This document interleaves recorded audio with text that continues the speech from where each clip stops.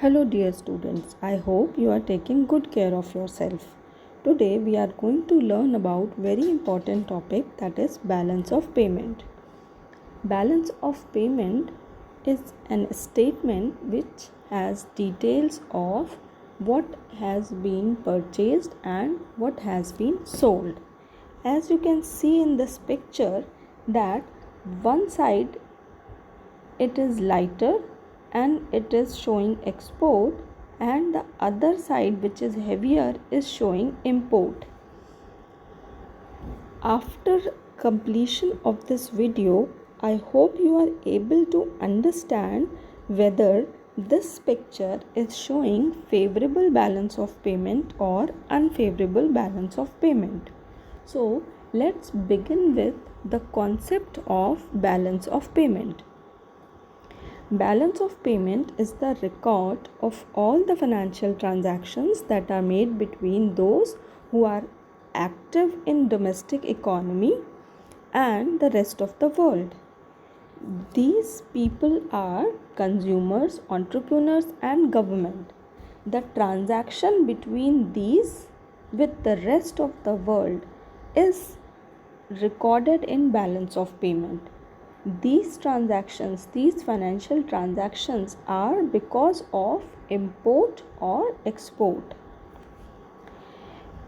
You can see in the next picture that balance of payment includes import and export.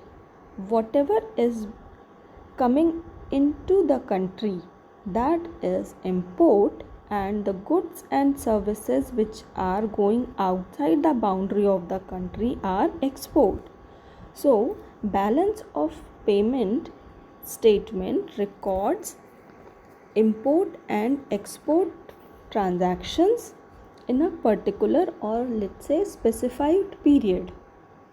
It is an account statement which holds the summation of all international financial transactions in a country with other countries.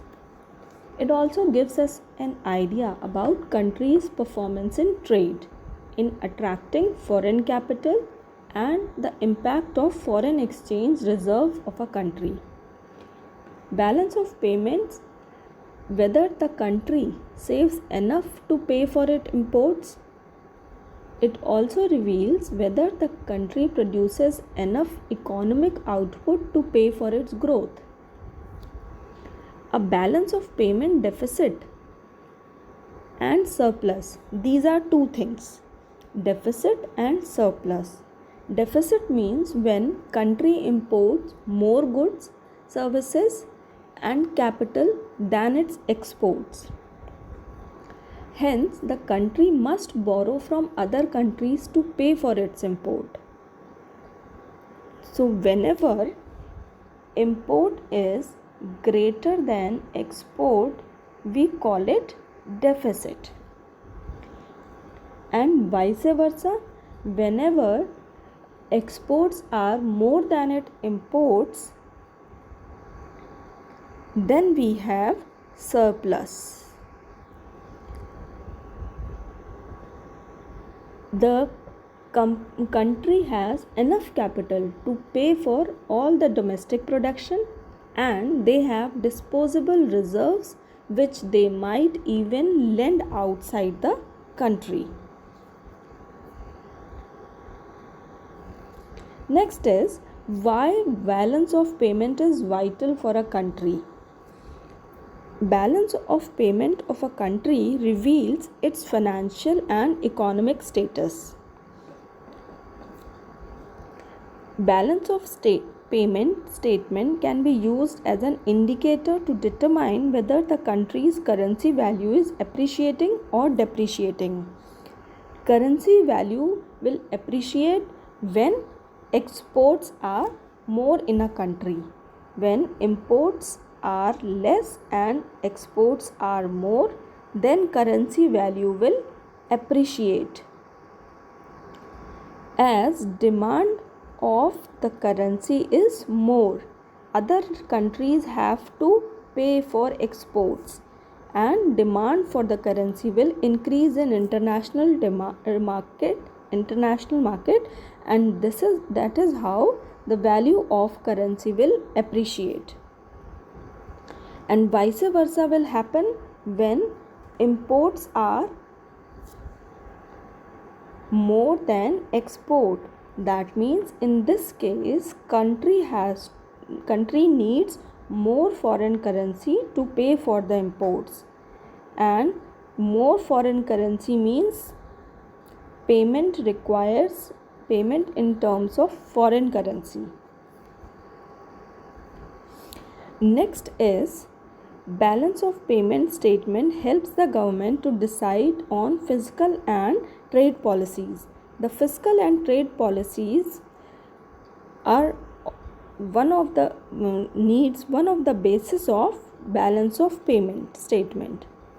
Whether the condition of the country or whether the balance of payment showing deficit balance or surplus balance.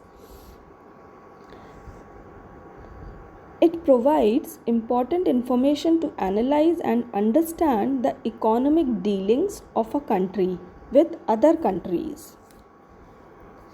Next, balance of payment and its components.